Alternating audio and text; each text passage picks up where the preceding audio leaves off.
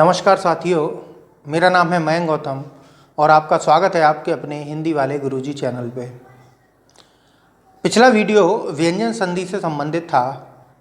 अगर संधि से संबंधित सभी आप वीडियो पुराने देखना चाहते हैं तो नीचे डिस्क्रिप्शन बॉक्स में जाके देख सकते हैं या ऊपर आई बटन आ रहा होगा, वहाँ पर जाके इनका लिंक देख सकते हैं।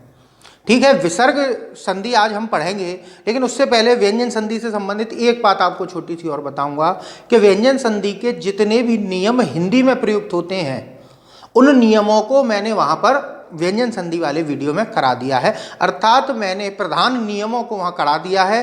कुछ उसके गौण नियम भी होते हैं जो हिंदी में प्रयुक्त तो नहीं होते, लेकिन हिंदी में कई शब्दों में वो लग जाते हैं। उसके लिए आप अगर चाहेंगे तो मैं उसके लिए एक अलग वीडियो बना दूंगा, लेकिन वो परीक्षा में कम ही आते हैं। चलिए कोई बात नहीं है, आज हमारा विसर्ग संधि का टॉपिक है तो हम विसर्ग संधि पढ़ेंगे। तो चलिए शुरू करते हैं पहले नियम से। पहले नियम को जानने से पहले, विसर्ग संधि के पहले नियम को जानने से पहले वही सघोष और अघोष वाली बात पिछले वीडियो में भी मैंने बताई थी, लेकिन फिर से बता रहा हूँ। सघोष को ही घोष कहा जाता है और एक होते हैं अघोष। तो मैंने बताया था पिछली बार भी कि अघोषों को याद कर लो, सघोष तो याद हो ही जाएगा। तो अघोष की बात करी जाए तो प्रत्येक वर्ग का पहला, दूसरा और तीनों शा क्या होते हैं? आपके अघोष होते हैं। इसके अलावा वर्णमाला में जो भी कुछ है वो सभी क्या है? सघोष है। तो बात आपके यहाँ तक समझ में आ गई होगी। तो ये अघोष हैं और बाकी के घोष हैं, चाहे स्वर हो चाहे कुछ भी हो, वो सभी क्या है? सघोष है। तो हम बात करते हैं नियम नंबर 1 से विसर्ग संधि के। एक बात और समझिए कि विसर्ग संधि दो ही प्रकार से होगी, कि जब विसर्ग से स्वर मिले या विसर्ग से व्यंजन मिले। ठीक है, या तो विसर्ग से स्वर का मेल होगा या फिर विसर्ग से व्यंजन का मेल होगा। ये हमारा पहला नियम है। और अब हम समझते हैं विसर्ग संधि के कौन कौन से नियम हैं। देखते हैं पहला नियम। देखिए पहला नियम क्या कहता है कि यदि अह से, किससे? अह से, या अह हो चाहे आ हो, बात एक ही है। ठीक है, यदि अह से घोष, व्यंजन या अ मिले, क्या मिले? आ। यहां केवल एक ही स्वर लिया गया है और मैंने घोष व्यंजनों की बात करी है, ना कि घोष वर्ण की। घोष वर्ण के अंतर्गत स्वर भी आ जाते हैं और व्यंजन भी आ जाते हैं। तो यहां केवल घोष व्यंजन की बात हो रही है और अ की बात हो रही है। तो होता क्या है कि अह का ओ में बदल देते हैं, यानी कि अह को हम ओ में बदल देते हैं। ये उत्व संधि है संस्कृत की। ठीक है, उतत्व संधि का मतलब कि विसर्ग का ऊ हो जाना, और ऊ और आ मिलकर क्या बनता है? आप पढ़कर आए हैं गुण संधि में कि जब आ और ऊ मिलते हैं तो ओ बन जाते हैं, या हिंदी में इसको सीधे सीधे क्या कह दिया है? ओ बन जाता है। एक आध उदाहरण देख लेते हैं। देखिए पहला है मनः धन ज। ठीक है, हमको क्या करना है यहाँ? अगर हम देखेंगे तो ये क्या है? अह है। अगर इसका वर्ण विच्छेद किया जाए तो देखिए यहाँ से आपको अह मिलेगा। ठीक, तो अब देखिए कि जब विसर्ग के बाद कोई सघोष या घोष व्यंजन आता है तो जो अह होता है वो ओ में बदल जाता है। तो इसको ओ में बदल लीजिए तो शब्द क्या बनेगा आपका? मनोज बदलेगा। ठीक है, तो मनोज का संधि विच्छेद क्या होगा? मनः धंजा, या इसकी संधि मनः धंजा की क्या होगी? मनोज होगी। एक दूसरा उदाहरण और देख लेते हैं। यशः धन दा, तो क्या हो जाएगा? यशोदा। ठीक है, एक और देख लीजिए। मनः धन हर, क्या हो जाएगा? मनोहर। आशा करता हूं ये आपको नियम अच्छी तरीके से समझ में आया होगा। लेकिन अब बात करते हैं कि यदि विसर्ग के बाद, ये तो व्यंजन थे तीनों, देखिए जा, दा और हा, ये व्यंजन ही थे, लेकिन यदि आ जाए तो क्या होता है? तो देखिए जब अह के बाद में आ आता है तो इस आ को अवग्रह के चिन्ह में बदल देते हैं। किसके चिन्ह में? अवग्रह। ठीक है, उदाहरण के द्वारा आप अच्छी तरीके से समझाएंगे। देखिए कह धन अपि, कह धन अपि। तो देखिए विसर्ग के बाद में यदि घोष व्यंजन हो या अ हो तो क्या करते हैं हम? विसर्ग या अह को ओ में बदल देते हैं। तो ये तो हो जाएगा को, और ये जो आ है इस अवग्रह में बदल जाता है तो क्या हो जाएगा? को अपि। ठीक, क्या हो जाएगा शब्द? को अपि हो जाएगा। एक उदाहरण और देख लेते हैं। प्रथमा धन अध्याय। ठीक है। तो यहां अगर क्या होगा, इसको ओ में बदल दीजिए तो क्या हो जाएगा, प्रथमोध्याय। बात आपकी संभवतः यहां पर समझ में आ गई होगी। ठीक है। इस नियम के कुछ अपवाद भी हैं, उन अपवादों को देख लेते हैं।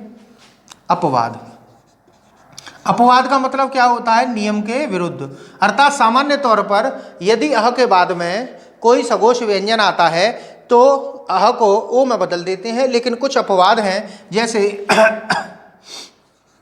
पुनः धन जन्म, ठीक, और देखिए अंतः धन धान। इन दोनों शब्दों को देखिए, पुनः धन जन्म अगर हम देखें तो ज क्या है आपका, घोष व्यंजन ही है, लेकिन यहाँ विसर्ग को हम ओ में नहीं बदलेंगे, तो ये क्या होगा, यहाँ पर ये जो विसर्ग है वो रा में बदल जाएगा और शब्द बनेगा आपका पुनर्जन्म। ठीक है। यहाँ क्या बनेगा, अंतर्धान। तो बात आपकी समझ में यहाँ तक आई होगी कि अपवाद स्वरूप यही दो बहुत आपके उदाहरण पूछे जाते हैं, और यहाँ पर अपवाद के लिए वैसे तो कोई नियम नहीं है, यानी कि कोई नाम नहीं है, इसलिए आपके लिए समस्या नहीं है। हिंदी संस्कृत में समस्या आ जाती है, पूछ लेता है कि ये किस संधि के अंतर्गत आते हैं, तो ये उत्व संधि के अंतर्गत आते हैं। ठीक है। चलिए, तो यहाँ तक तो आप अच्छी तरीके से पहले नियम को समझ गए होंगे। अब दूसरे नियम की तरफ चलते हैं। मैं दूसरा नियम कराऊंगा, उसको थोड़ा सा समझिए। उससे पहले ज़्यादातर आपके ये जो संधि है वो अह, इह और ओह से संबंधित है। कैसे, अगर बड़ी ई की बात करी जाए तब भी उसे ई ही माना जाएगा, बड़े ऊ की बात करा जाए तो भी आप उसको ऊ ही मानेंगे। ठीक है। तो ये इन्हीं तीनों के आधार पर इन संधियों को हम अच्छी तरीके से समझेंगे। देखिए, अब हमने आ के आधार पर तो नियम देख लिया, ठीक है, अभी आ के आधार पर स्वर रह गए हैं, उनको भी हम देख लेते हैं। तो मैं इसको बिगाड़ रहा हूं, देखिए।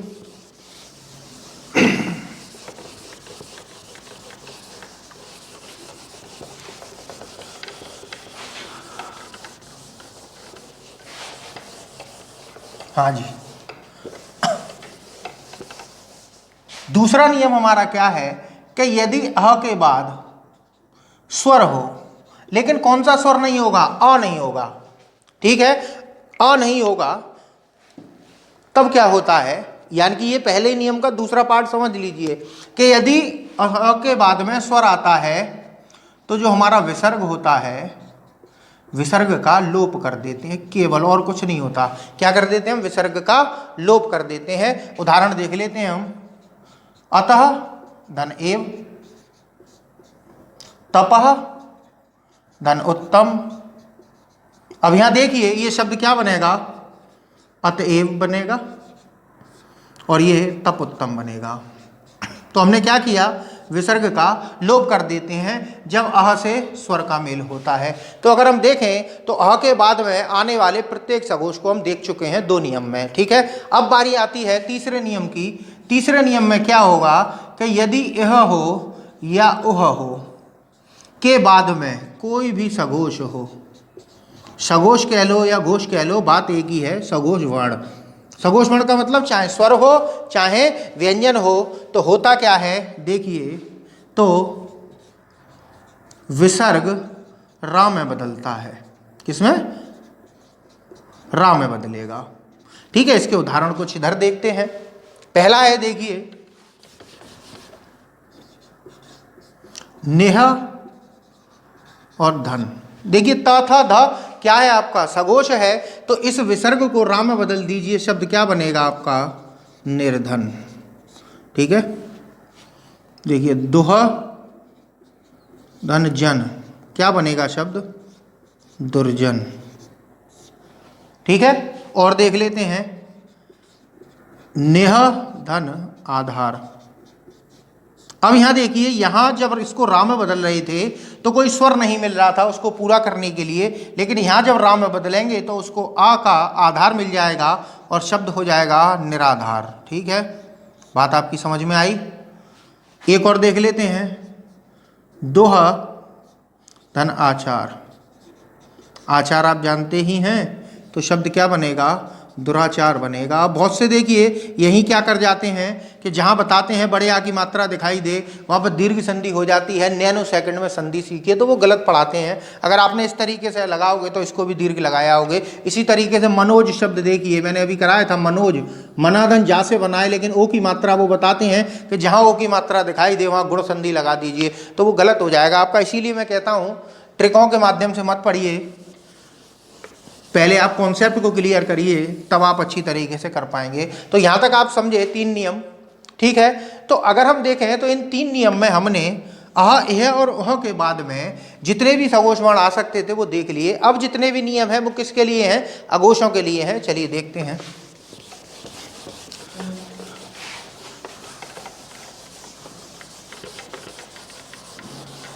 अब हमारे चलते हैं चौथे नियम की तरफ। देखिए चौथा नियम क्या कह रहा है। चौथे नियम में यदि अह के बाद का खा हो, ठीक, या पा फा हो, तो क्या होता है? विसर्ग सुरक्षित रहता है। क्या होता है? विसर्ग सुरक्षित, ठीक है। यदि अह के बाद काखा हो या पाफा हो तो विसर्ग हमारा क्या रहता है? सुरक्षित रहता है। उदाहरण देख लेते हैं। प्रातः धन काल, ठीक, अंतः धनपुर। देखिए क्या बन जाएगा ये? प्रातः काल, और ये क्या बनेगा? अंतः और पुर, ठीक है। एक और देख लेते हैं, ये आपके लिए शुद्ध अशुद्ध शब्दों में बहुत काम में आएगा। देखिए मनः धन कामना, मनः धन कामना, अगर इस शब्द को देखें तो क्या बनेगा? मनः कामना। तो इसका मतलब है कि आप जो मनोकामना शब्द लिखते हैं वो अशुद्ध होता है। शुद्ध क्या है? मनः कामना, ठीक है। तो इस संधि के आधार पर अगर आपने नियम के आधार पर किया है तो वो शब्द शुद्ध ही होगा। तो बात क्लियर हो गई, यहां तक आप समझे इस संधि को। लेकिन इसका कुछ अपवाद भी हैं। क्या अपवाद हैं वो देख लेते हैं। संधि के अपवाद को समझ लीजिए। या स का आगम हो जाता है, ठीक है। अपवाद में क्या है? स का आगम होगा। यानी कि नियम यही है कि यदि अह के बाद काखा हो या पाफा हो तो होता क्या है कि स का आगम हो जाता है कुछ शब्दों में। तो देख लेते हैं वो कौन कौन से हैं। देखिए नमः धनकार, तिरह धनकार, पुरह धनकार, भा धनकर, और एक है ब्रह धनपति। तो यहाँ क्या होगा कि सा का आगम हो जाएगा, अर्थात सा इसके अंतर्गत जुड़ जाएगा। तो देखिए क्या हो जाएगा? नमस्कार, ये हो जाएगा तिरस्कार, ये हो जाएगा पुरस्कार, ये हो जाएगा भास्कर, और ये हो जाएगा बृहस्पति, ठीक है। इसी तरीके से वाचः धनपति, वाचा अर्थात वाक्य, वाच जो बोलते हैं, और पति अर्थात वाचस्पति हो जाएगा, वो भी इसी से बना है। तो आप बात यहाँ तक समझ गए होंगे कि ये अपवाद स्वरूप है चौथे नियम का, ठीक है। अब हम चलते हैं 5वें नियम की तरफ। तो 5वां नियम देखिए, इसी से हम संबंधित बताएंगे। अभी हमने अह के बाद काखा और पफा को देखा है, तो अब हम देखेंगे यह और ओह के बाद में। तो हमारा 5वां नियम है, ठीक।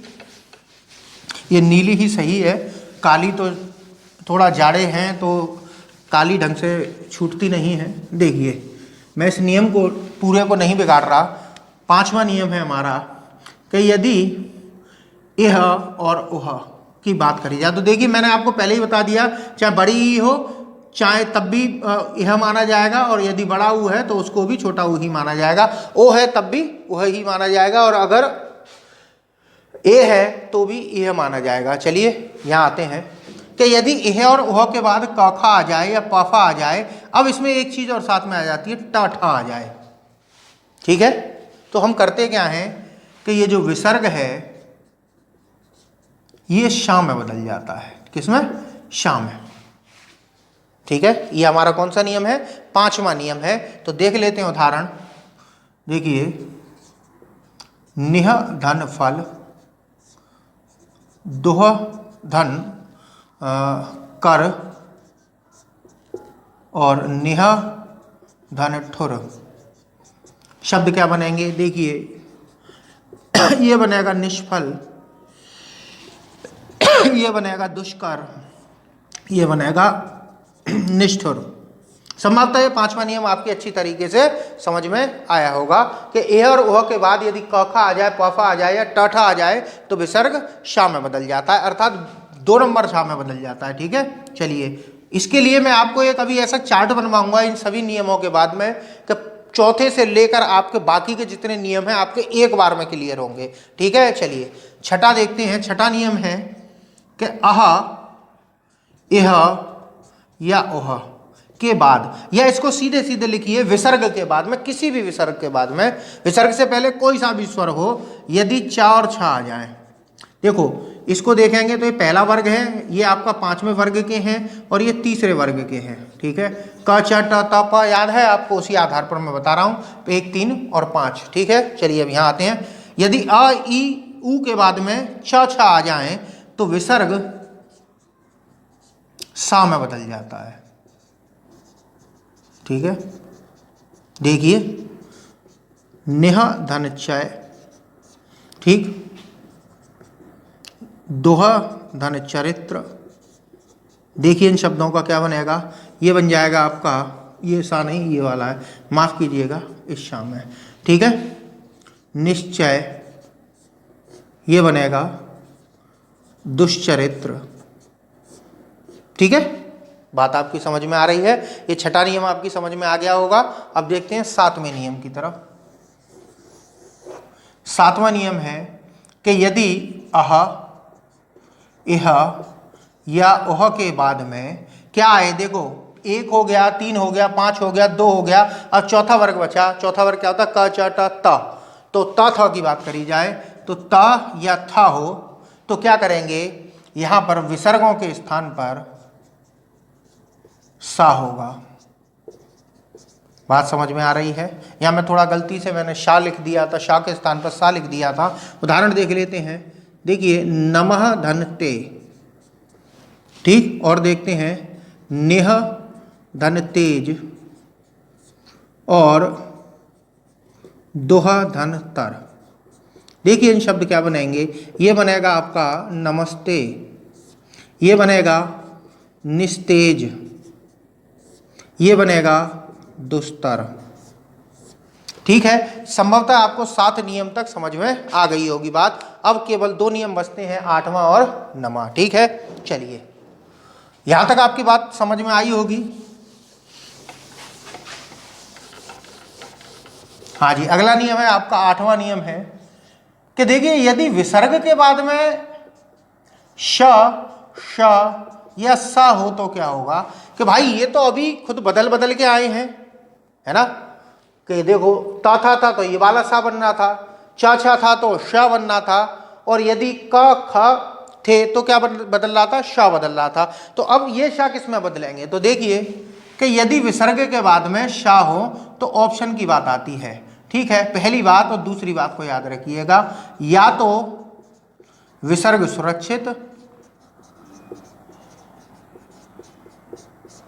या उसी श, श या सा में बदलेगा।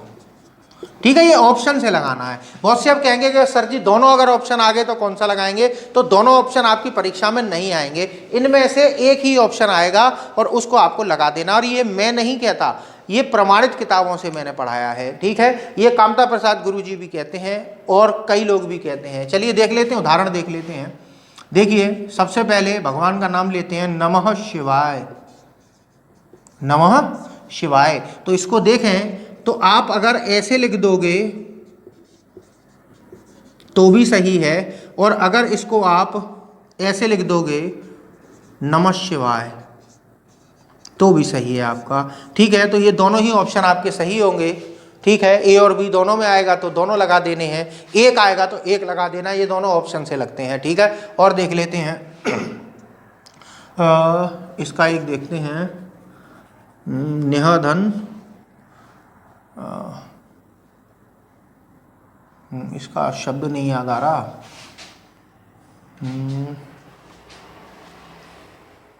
चलो मुझे याद नहीं आ रहा है, कोई बात नहीं है। आप ये नियम को तो समझ ही गए होंगे, ठीक है, कि कोई सा भी शा आएगा तो उसी शा में बदल जाता है। अब देखिए नवे नियम की तरफ चलते हैं। नवा नियम क्या है कि यदि यह के बाद में, यदि यह के बाद में रा हो, क्या हो, रा हो, तो यह को ई में बदल देते हैं। किसमें? ई में। ठीक है, यह को किस में बदल देंगे? ई में बदल देंगे। देखिए निह धन रोग, तो शब्द क्या बनेगा? ना के ऊपर मात्रा किसकी लग जाएगी? बड़ी की, तो शब्द बनेगा निरोग। ठीक है, ये शुद्ध होता है। और देखिए निह धन रज, निह धन रज, तो क्या बनेगा आपका शब्द? नीरज बनेगा। ठीक है, चलिए दो धन शासन भी इसी तरीके से है। मेरे को एक शब्द याद आया, दुशासन। तो देखिए दुह धन शासन क्या बनेगा?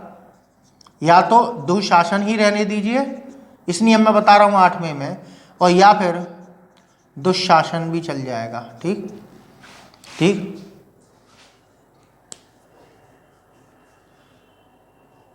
निसंताप, हाँ निसंताप भी चल सकता है। चलिए, तो संभवतः आपको ये 9 नियम इसके समझ में आए होंगे। विसर्ग संधि बहुत सरल होती है, बहुत ज़्यादा सरल होती है, आप आसानी से नियमों को समझ सकते हैं। अब रही बात, मैं आपको बताऊं इससे कुछ संबंधित कुछ एक चार्ट बना के आपको दिखाता हूं, ठीक, उसके जरिए आप बहुत अच्छी तरीके से समझ पाएंगे। देखिए ये नियम मैं करा रहा हूँ अघोषों के लिए, इसको समझिएगा। देखिए अघोष पहले आप लिखेंगे तो देखिए का, चा, टा, ता और पा, ये 5 वर्गों में विभाजित है। ठीक है, इनके दूसरे वाले भी इनके संगी आते हैं, का, खा, चा, छा, टा, ठा, ता, था और पा, फा। ठीक है, ये इसी के साथ में सम्मिलित है। ठीक, ये लाइन नहीं खींच रहा, समझने के लिए समझिए। और आपके तीनों शा क्या होते हैं? क्या होते हैं तीनों शा? आपके अघोष होते हैं। ठीक है, अब हम पहला नियम हम जो लेकर चले थे वो क्या था कि यदि अह से किसको मिला रहे थे आप? काखा को मिला रहे थे या फिर मिला रहे थे पाफा को। ठीक है, यही तो था। तो हो क्या रहा था कि इस नियम में विसर्ग सुरक्षित रहा था। क्या रहा था? सुरक्षित रहा था। ठीक है, यही तो नियम पढ़ा था आपने। चलिए, ये चौथा नियम था। अब 5वां नियम आपने क्या पढ़ा था कि यदि यह या वह के बाद में काखा हो, पाफा हो या साथ में टाठा हो। किसके बाद में? यह या वह के बाद में। तो अब देखिए कि पहले तो ये दोनों ही शामिल थे, अब साथ में कौन सा शामिल हो गया? टाठा। कहाँ से आया है? बीच में, देखो 2 उसके ऊपर 2 इसके नीचे। ठीक है, तो अब ये किस शा में बदलेगा? इस वाले शा में। ठीक है, बात समझ में आ गई? चलिए आगे देखते हैं। छठा नियम क्या कहता है कि यदि यह, या इसको मैं विसर्ग ही लिख देता हूं कि विसर्ग के बाद में यदि चाछा हो, ठीक है, तो किस में बदलेगा? ये बदला था इस वाले शा में, पहले वाले शा में। ठीक है, चलिए 7वें को देखते हैं। नियम क्या था कि विसर्ग के बाद में यदि ताथा हो तो किस शा में बदलेगा? इस वाले शा में बदलेगा। तो ये 7 नियम इसी तरीके से थे। और 8वां था विसर्ग प्लस शा, शा और सा। तो इसमें क्या हो रहा था कि विसर्ग सुरक्षित रह रहा था। ठीक है, बात समझ में आई? अब देखिए ये चीज और समझ लीजिए कि ये शा में यही क्यों बदल रहा है, ये चा इसमें ही क्यों बदल रहा है विसर्ग, वो समझिए। अगर हम देखेंगे का, चा, टा, ता और पा, इनके उच्चारण स्थान क्या है वो आप जानते हैं, कंठ, तालु, मूर्धा, दंत, ओष्ठ, यही तो इनके उच्चारण स्थान है। और देखिए शा का उच्चारण स्थान और शा का उच्चारण स्थान और सा का उच्चारण स्थान। शा का उच्चारण स्थान वही है जो चाका है, इस शा का उच्चारण स्थान वही है जो टाका है, इस सा का उच्चारण स्थान वही है जो ताका है। तो अब मुझे बताने वाली बात रही नहीं गई कि यदि विसर्ग के बाद में चा आएगा तो किस शा में बदलेगा, विसर्ग के बाद टा आएगा तो किस शा में बदलेगा, और विसर्ग के बाद यदि ता आएगा तो किस शा में बदलेगा, बताने वाली बात यहाँ रह ही नहीं गई। तो संभवतः आपको विसर्ग संधि अच्छी तरीके से समझ में आई होगी। अगला जो मेरा वीडियो है वो संधि विच्छेद से संबंधित होगा। ठीक है, संधि विच्छेद भी बहुत इंपॉर्टेंट है, परीक्षा में प्रश्न आता है, संधि विच्छेद कराने को आता है तो वहाँ पर बहुत से बच्चे गड़बड़ कर जाते हैं। आशा करता हूँ आज का वीडियो आपको अच्छा लगा हो। चलते हैं, आपसे जल्दी ही मिलेंगे, तब तक के लिए नमस्कार।